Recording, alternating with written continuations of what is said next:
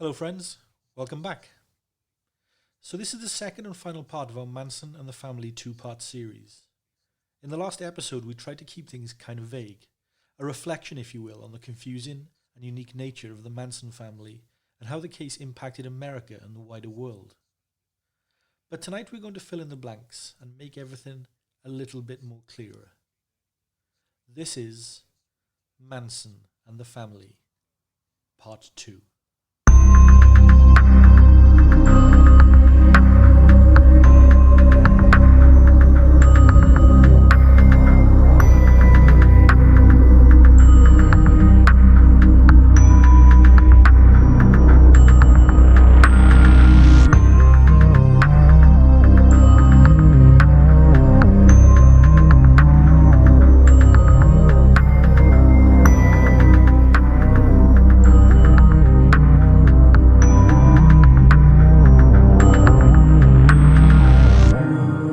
This we don't know because the bodies will have to be made an examination by the coroner to determine the cause of death. There's no evident cause of death in there? Not that we can say at this time. Is there anything scrawled on the front door of that house in blood? I can't answer that question. Where were the bodies found? All in one room? No. Two of the bodies were found inside the house, one in the vehicle, and two on the front lawn.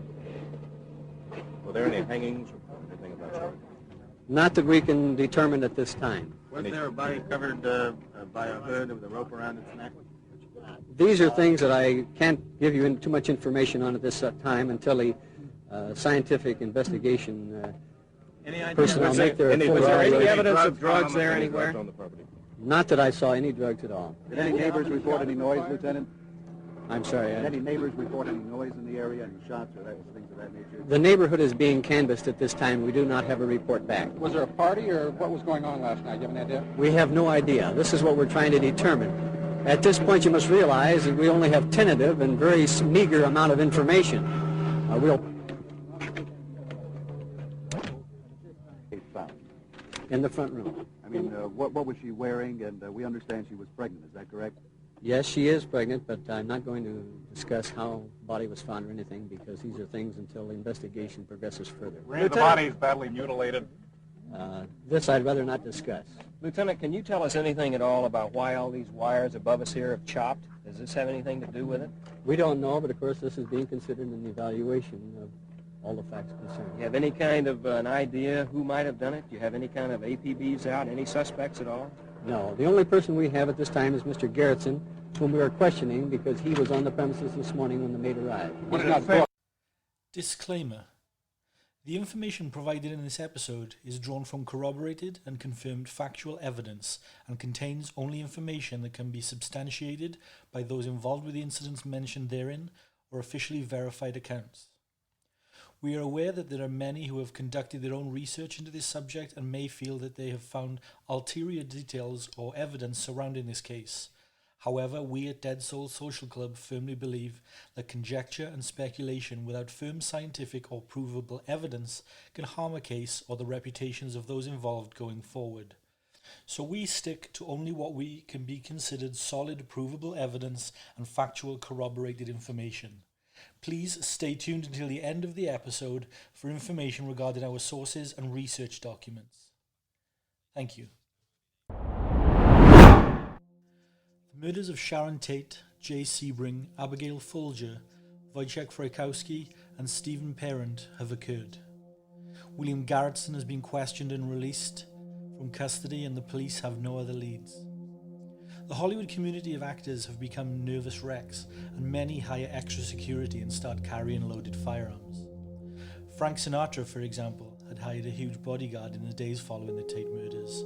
This was in addition to Ed Pucci, who had been Sinatra's personal heavy for a number of years. The extra security was hired to stand in Sinatra's kitchen all through the night as the singer slept. This might have seemed over the top on Sinatra's part. However, he considered it money well spent when in 1970, Sinatra found out that he, Elizabeth Taylor, Steve McQueen, Tom Jones and Richard Burton were all on the Manson family's death list. But before we get ahead of ourselves, let's pick up from where we left off in the last episode. Manson was allegedly displeased with how the murders went down at the Tate house, and there is circumstantial evidence to support that after the killers left, Manson himself went to the house in the early hours of the morning and moved some things around. Most notably, the blood map of the crime scene didn't add up. There was a significant amount of Tate and Sebring's blood on the front porch and grass to indicate that they may have died outside and their bodies moved back inside the house post-mortem. Whilst no solid evidence for this, I still think it's quite intriguing. There are even multiple witnesses from the Cielo Drive area that told police that they heard people in the house as late as 4 a.m, and specifically 2 adult males arguing. Regardless, the first official person to discover the bodies was Tate's housemaid, Winifred Chapman. She came across the scene when she started work that morning between 8 and 8:30 a.m. Following a thorough police investigation by the same detective team who investigated the assassination of Robert Kennedy, the house was left to be cleared by the head of Paramount Studios, Robert Evans, and actor Jack Nicholson. That's right, the same Jack Nicholson whose house Roman Polanski raped a 13-year-old girl in just 8 years later, causing him to flee the United States permanently. They didn't do a very good job, however, and it was left up to P.J. Tate, Sharon's father, to clean up all the blood. Police were officially stumped as to who committed the crimes. Anyway, I digress. So keen to do things right, Manson took the 4 murderers plus Leslie Van Houten and Steve Clem Grogan on a drive the following night. August the 10th. He took them to show them how it should be done, quote unquote. Manson had considered a number of murders and even attempted one over the course of the evening hours that night. His initial plan was to drive to Pasadena, and he'd planned to shoot people who were stopped at traffic lights in their cars. Then, following this, he set his sights on 3301 Waverly Drive, and the group, driven by Linda Kasabian, headed there.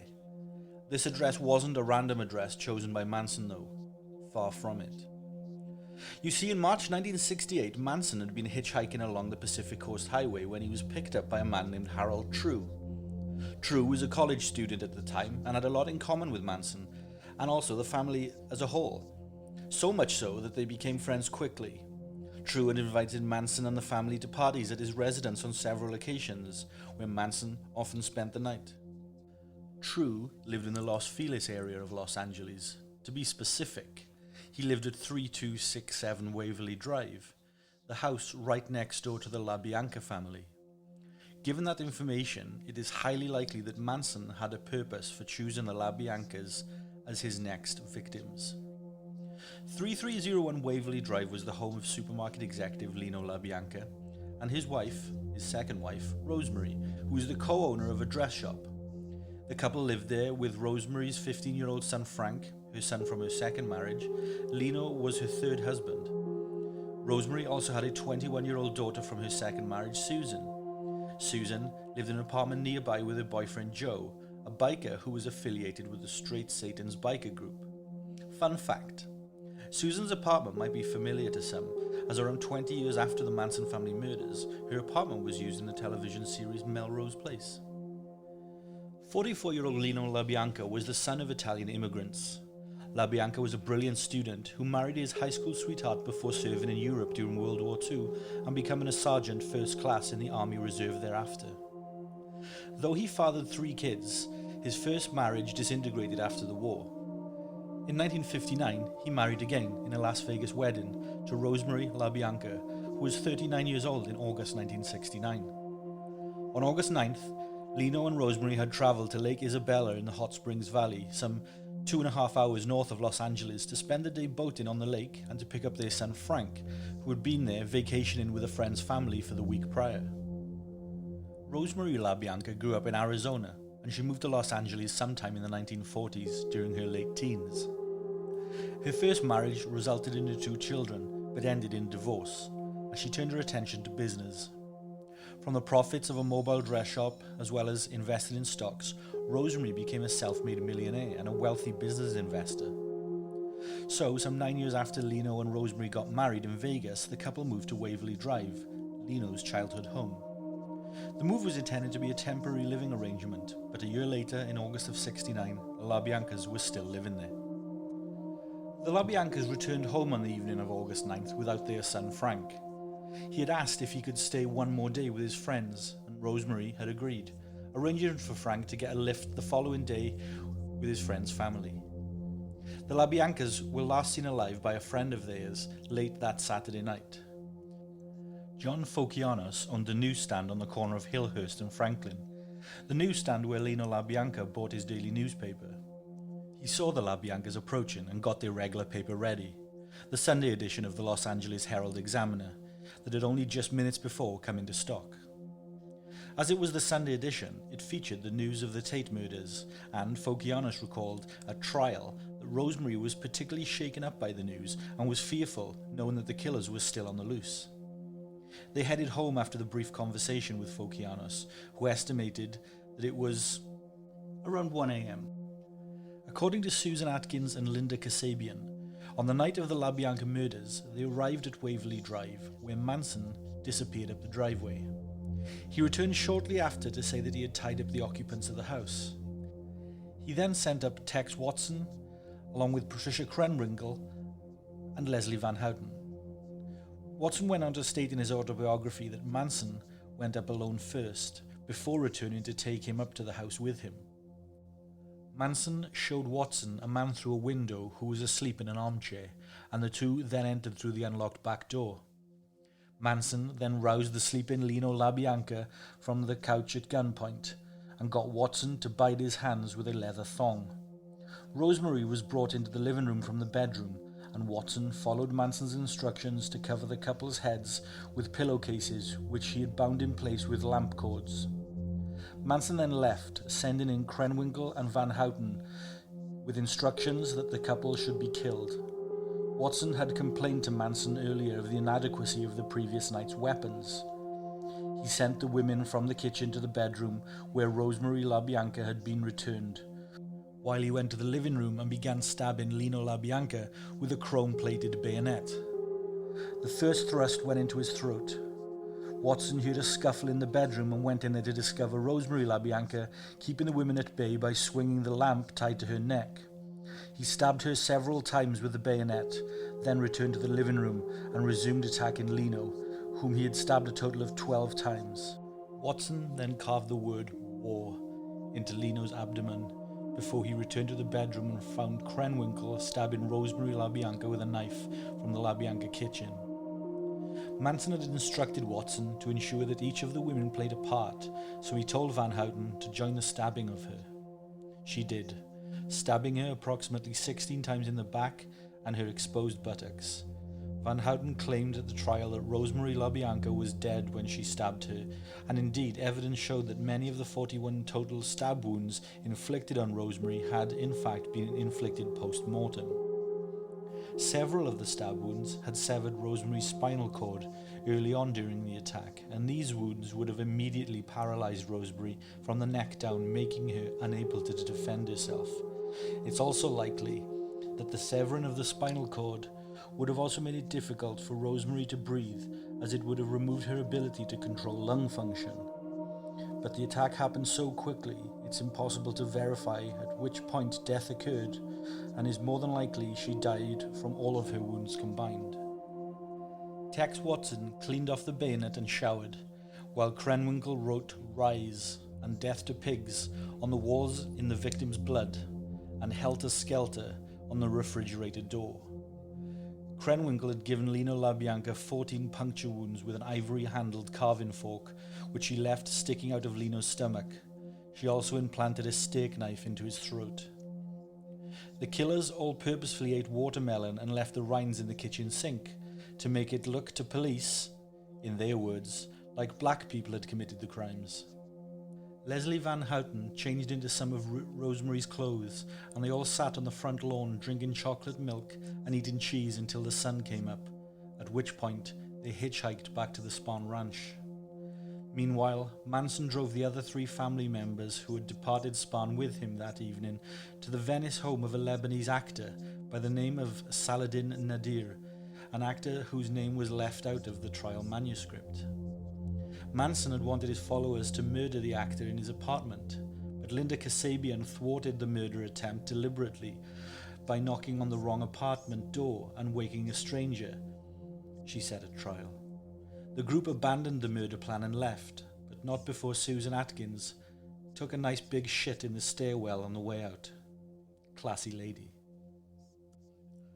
Manson had in his possession a wallet that he had taken from the LaBianca house. It belonged to Rosemary LaBianca, and inside were a number of credit cards. Charlie had an idea. He drove Kasabian, Clem and Atkins to a gas station in Sylmar in the San Fernando Valley, north of Los Angeles. Manson chose Sylmar as it was a place that he perceived many black people lived.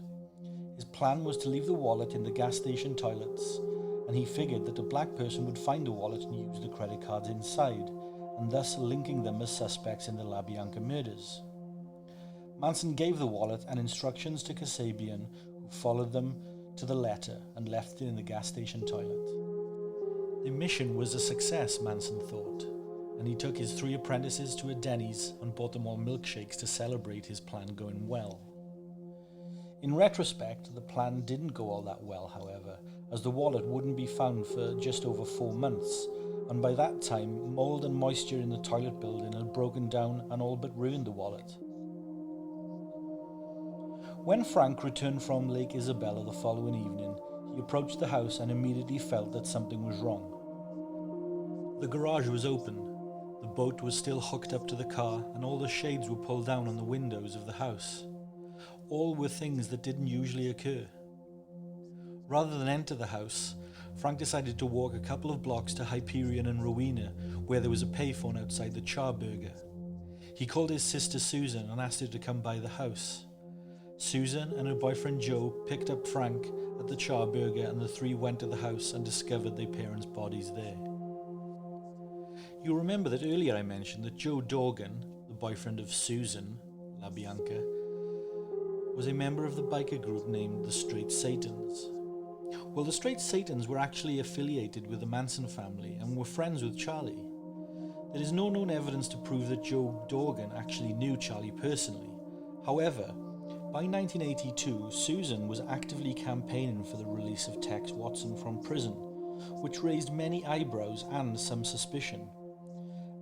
Additionally, shortly before the LaBianca murders, Tex Watson had lived for a short while in a small apartment less than 2 blocks away from Susan. Knowing that, the Manson family knew the LaBianca's next-door neighbours and possibly their daughter and daughter's boyfriend, is utterly astonishing that the police or the prosecutors didn't ever investigate Susan while trying to deduce a motive for her parents' murders. Furthermore, if I was the suspicious type, and indeed a police investigator, I might have looked into the alleged strain that the relationship between Susan and her parents was under in the months leading up to their death. Eyewitnesses and individuals known to the LaBianca family noted heated arguments that summer, and further, in the weeks following the deaths of Lino and Rosemary LaBianca, Susan would be accused of theft by her wider family after she allegedly took valuables belonging to her parents from both their home and her stepfather's business premises. It's worth adding that Susan was never charged with these thefts, and following what happened to her parents, Susan suffered a nervous breakdown and led a complicated life until she found God in 1986, subsequently becoming a committed Christian. It was finding God, she later said, that caused her to campaign to free Tex Watson. She had read in the press that Watson had also become a devout Christian, and this made her decide that their paths were so similar that she had to forgive him. There too is suspicion around this. In 1986, after her conversion to Christianity, she began to correspond with Tex Watson in prison. At around the same time, she also wound up living in the same small coastal California town as Sharon Tate's younger sister Patty and her 3 children. In the book Restless Souls, which was co-written by Patty's daughter Alyssa Statman, she stated that she believed something nefarious was going on when Susan approached her mother. Not only was Tex Watson's new BFF living within earshot of Patty Tate, but one of Susan's own children was enrolled in the same class as one of Patty's children. Statman went on to say, "I don't hold it past her to use a relationship with the Tate family to funnel information to Watson to help with his potential release." In 1990, Susan attended the parole hearing of Tex Watson, spoke on behalf of his character, and petitioned for his release.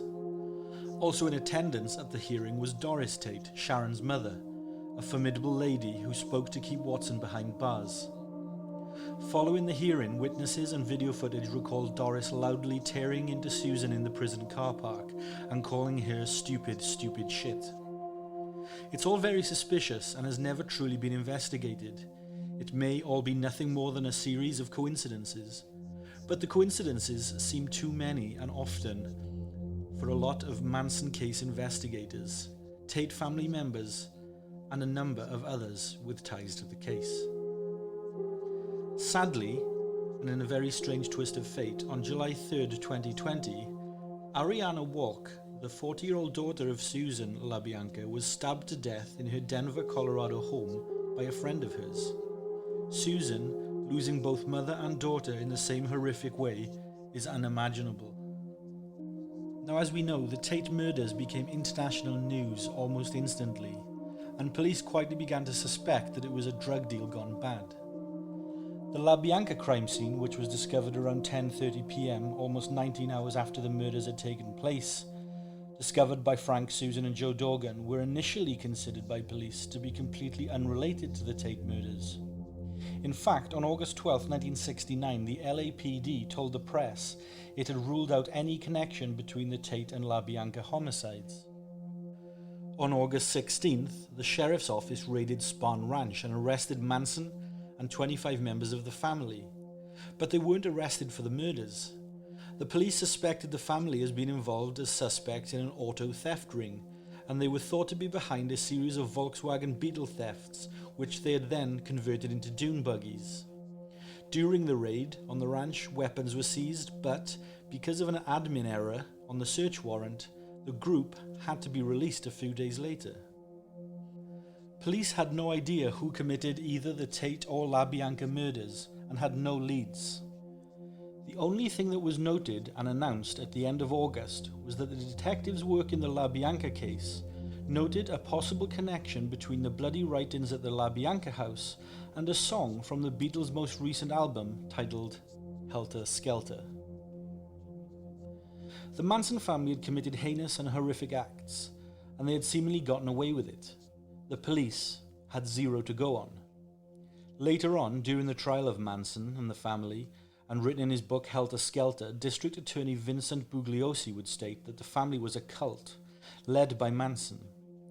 Bugliosi would go on to say that Manson ordered the deaths at Cielo Drive as revenge at Terry Melcher for not giving him the music career that he dreamed of, which he perceived himself to deserve. Additionally, Bugliosi stated that the Tate and LaBianca murders were intended to trigger a nationwide race war between the white people and black people of the United States of America, following which Manson and his family would become the leaders of all who survived the race war after they would come to the family asking for knowledge of how to run the United States. The real motive for the Tate and LaBianca murders, however, were far from acts intended to trigger a race war. The murders at Cielo also had nothing to do with Terry Melcher, particularly so as Manson knew that Melcher no longer lived at that address. Over the years since the murders in 1969, the general public the world over has accepted the narrative given by District Attorney Vincent Bugliosi, mostly due to the fact that he secured the guilty verdict for all of the perpetrators and written an incredibly detailed book on the subject. Also, that it was never refuted by Manson or those members of the family who were sent to prison with him. The public had an American myth as chilling as the devil in modern day and accepted the narrative no questions asked. But what is the truth? What are the real reasons and motives surrounding the events that ended free love in the 60s? Let's remove the cloak of mystery, shall we? In the spring of 1969, Manson began looking for a new place for the family to live. Charlie actually did believe that there was a race war coming, and he did refer to it as Helter Skelter. That part is true. Charlie would preach to the family as his Jesus Christ persona that the United States was so sick and that the black man was at the point where they would rise up. Charlie predicted a great war across the states between white and black, and that the black man would emerge victorious. From a cynical viewpoint, to predict something like this was a fairly safe bet in early 1969. There were race riots in most major cities in the United States at the time, and civil rights was a hot topic. So if I was a betting man, I'd be fairly confident that Charlie's race war prediction was almost certainly a control move on the family by Manson. Nevertheless, Charlie's plan was to wait out the war in seclusion with the family, and he had his sights on Death Valley to do this. Charlie had heard of a place called Myers Ranch from a young girl who briefly joined the family in April of '68. She said that her grandparents owned a ranch in Death Valley and that it was miles away from anywhere. Keen to check it out, Manson and a handful of his followers went out to the Myers Ranch. But in going there, they stumbled across an even more remote and an abandoned ranch called Barker Ranch, and they began work on fixing it up for the family to live in. There was only one problem. Before the family could move out to Barker Ranch, they needed money to survive. Lots of money. So on July the 1st, 1969, Tex Watson, in his want to forever impress Manson, set up a high-value drug deal with notorious drug dealer Bernard "Lots of Papa" Crow. Watson promised to supply a large quantity of drugs for which Crow paid Watson handsomely for. What Crow didn't know was that there were no drugs, and Watson had no intention of supplying Crow with anything. Watson took Crow's money straight back to Spahn Ranch and gave it to Charlie. It seems that Watson didn't think much further ahead from that, and that Crow responded by calling the ranch with a threat to kill everyone at Spahn if he did not get his money back, or the drugs, came as a bit of a surprise to Watson.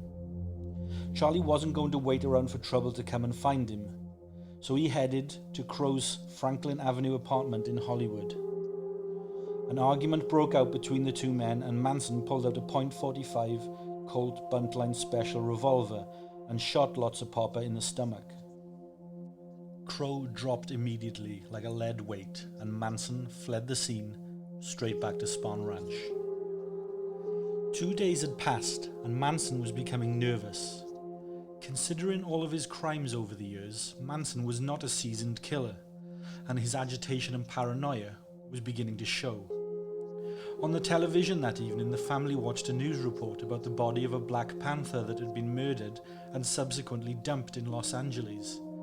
Even though Crow was not a member of the Black Panthers, Manson was certain that he was, and expected retaliation from the Panthers for the murder of Crow any minute. Manson quickly turned Spahn Ranch into a defensive compound, arming family members with knives and firearms and organizing night patrols and lookouts around the ranch perimeter. Manson also invited a group of biker friends, the Straight Satans, to stay at the ranch and provide additional backup and defense for the family. If we needed any more proof that Helter Skelter was coming down very soon, this was it, Tex Watson would later write. Blackie was trying to get at the chosen ones. The Black Panthers, of course, would never come. Around 3 weeks after these events, the Straight Satans were looking to celebrate their 10th year as a biker organization at Spahn Ranch. The gang were looking to score some serious drugs, particularly mescaline and acid. Now at this time, Manson family member Bobby Bosley was low-key obsessed with the Straight Satans. He looked up to them, admired their way of life, and dreamed of building his own bike and joining the gang.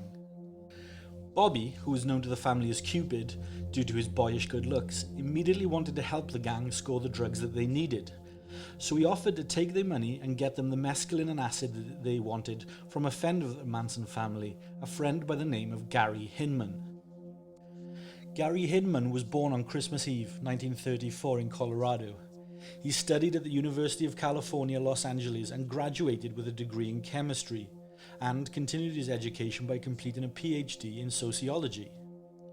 Hinman is remembered by his friends and family as being a generous and kind-hearted man. He purchased a home in Topanga Canyon, California, where he kept a sort of open-door policy, such was the times. Any friends who found themselves in a transient state would be welcomed into his home to stay for however long they wanted. Hinman was also a very talented musician, and he worked at a music shop, and also taught the bagpipes, drums, piano, and trombone. As an extra way to make some money, Hinman also utilized his chemistry education and established a mescaline factory in the basement of his house, and occasionally sold some marijuana. Hinman had met the family several months before through the free love drug-taking scene in Topanga Canyon, and members of the family, including Charlie, had stayed at his house on numerous occasions. Bobby Beausoleil in particular was close with Hinman, and they were very good friends. So it was a no-brainer to Bobby that he could score the drugs for the Straight Satans from Hinman. And thus, Bobby arranged the deal, $1,000 worth of mescaline which Hinman would supply. Hinman delivered, Bobby gave him the money, and the transaction was complete. There was, however, a small problem.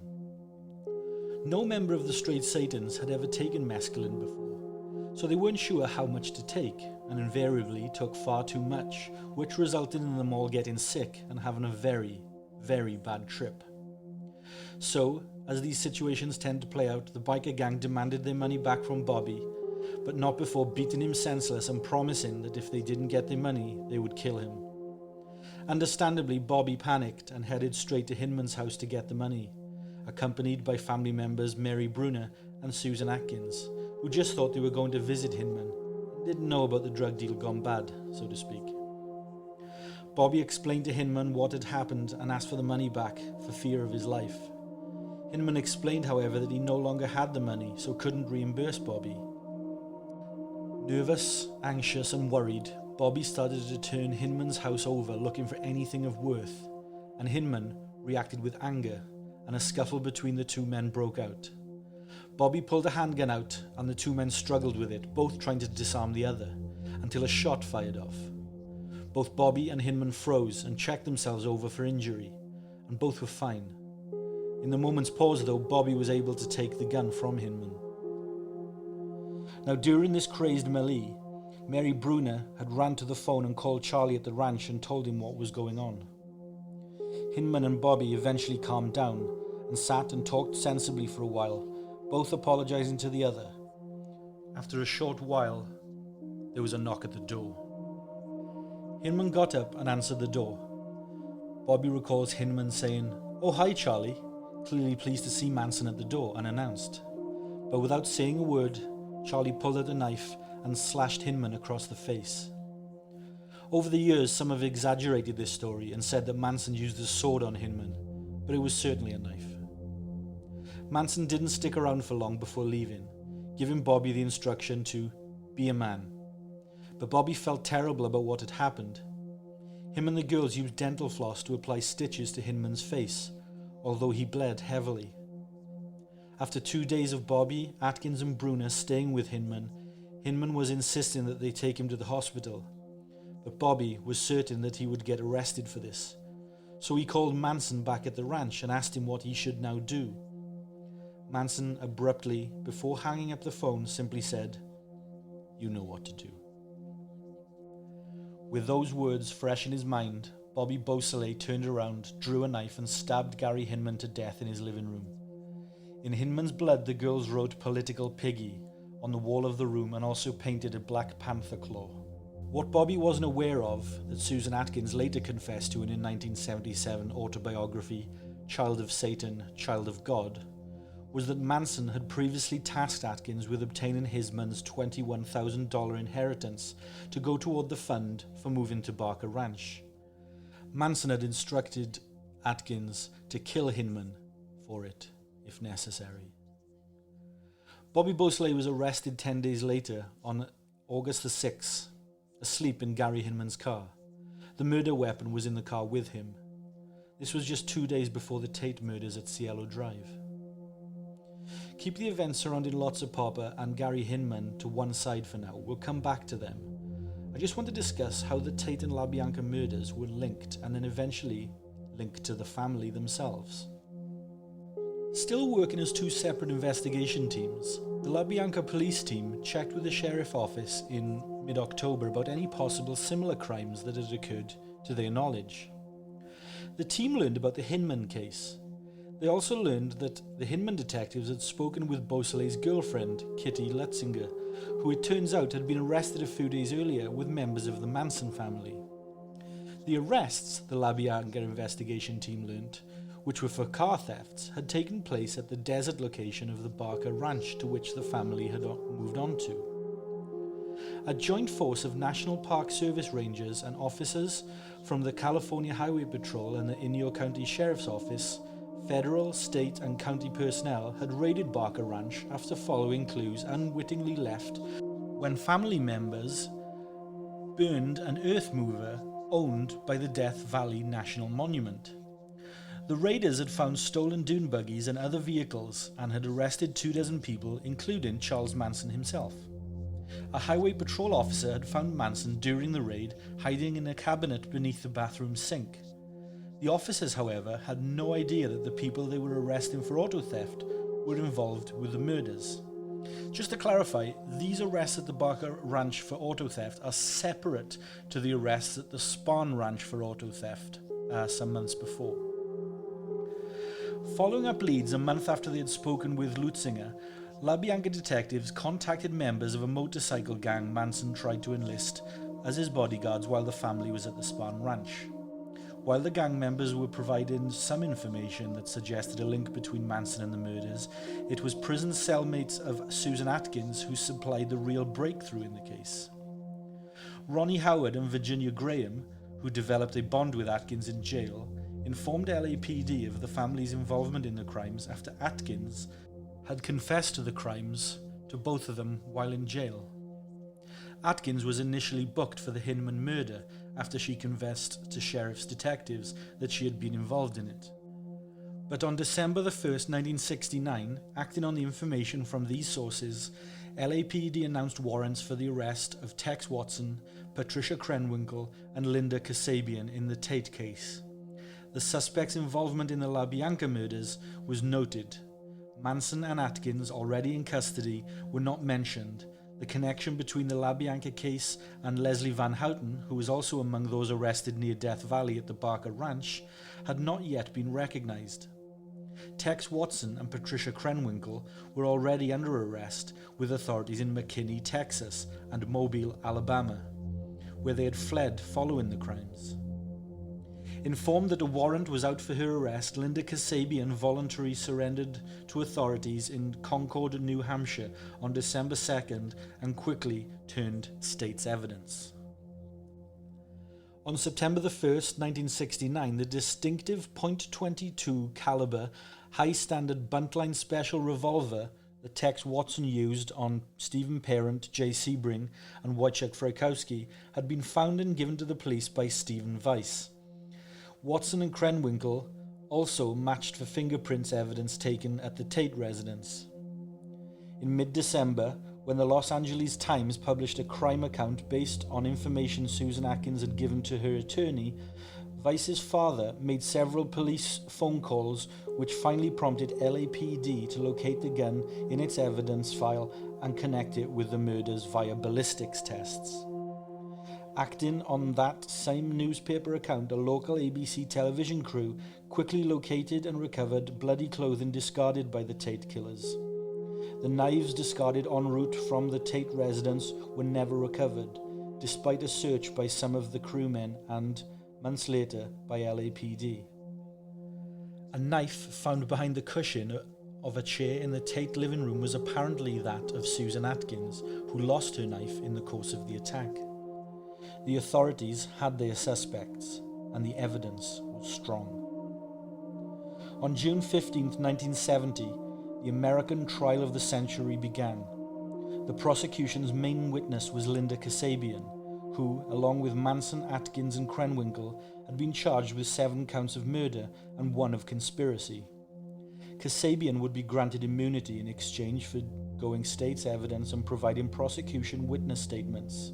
Technically, she had not participated in the killings, so the prosecution was happy to trade her testimony for her freedom. Because Van Houten had participated only in the La Bianca killings, she would be charged with 2 counts of murder and 1 of conspiracy. Originally, Judge William Keene had granted Manson permission to act as his own attorney, albeit reluctantly.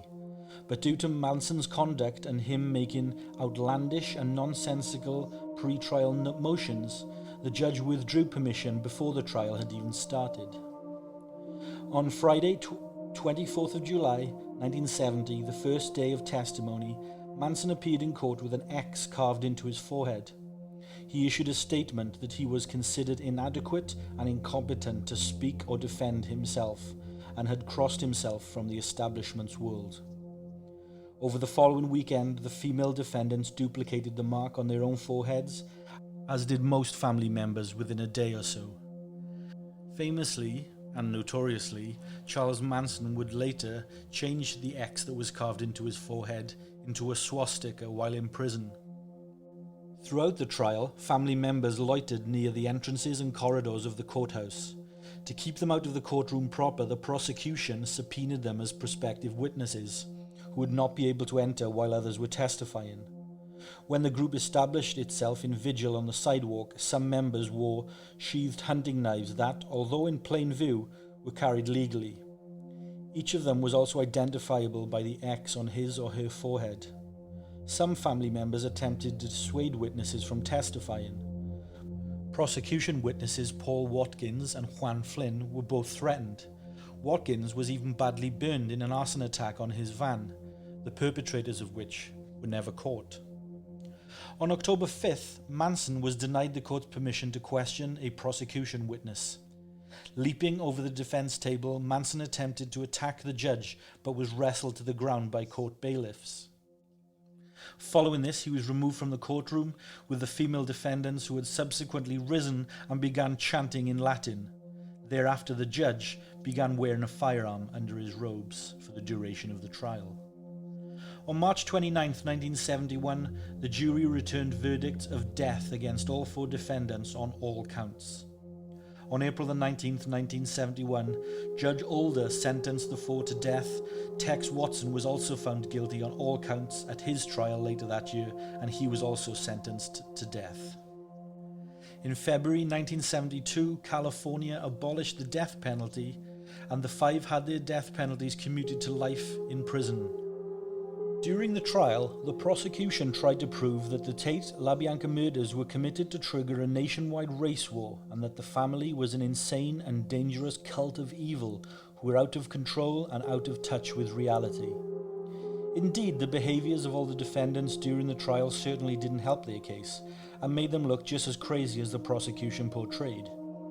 The 3 female defendants, Patricia Krenwinkel, Susan Atkins and Leslie Van Houten, all said in prison interviews years later, once they were out of Manson's grip, that Manson had carefully scripted their whole behaviour during the trial to make them all seem as chilling and crazy as possible. Manson was a showman. It worked. As to this day, the myth that surrounds the Manson family is one of a satanic evil cult capable of unimaginable horrors. The Manson family murders were not about a race war. They were not about helter-skelter or ruling a nation of black slaves. They were not about revenge on Terry Melcher for ruining Charlie's musical aspirations.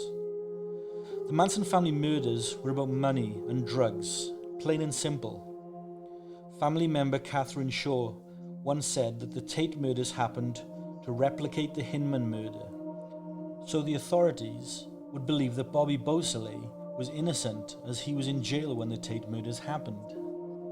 Personally, I believe that holds the most water of any of the other theories that abandon about the internet. The family needed money so they could escape to their desert ranch. That's what fueled Bernard Crowes getting shot, and what fueled Gary Hinman getting stabbed. Money.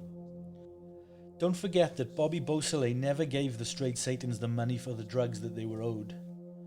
So what would likely obtain money and drugs whilst also exonerating Bobby Beausoleil, other than a hit on the Tate residence, a house that Manson and the family had partied at before, where they knew there were lots of drugs and they knew there was lots of money.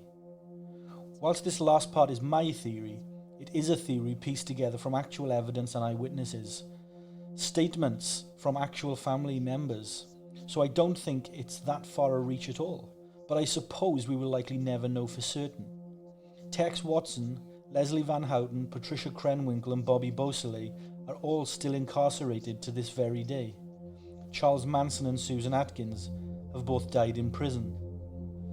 Lynette Squeaky Fromm served 34 years for the attempted murder of President Gerald R. Ford in 1975. She now lives in upstate New York. and is rumoured to be very much still a devout follower of Charles Manson. Finally, former family member Ruth Ann Morehouse has since stated in interviews on multiple occasions that there are at least 10 more unsolved murders attributed to the Manson family. They have all, as yet to have been discovered, however. So until next time, stay safe everyone, and sleep tight. And remember, stand firm as you enter the darkest night.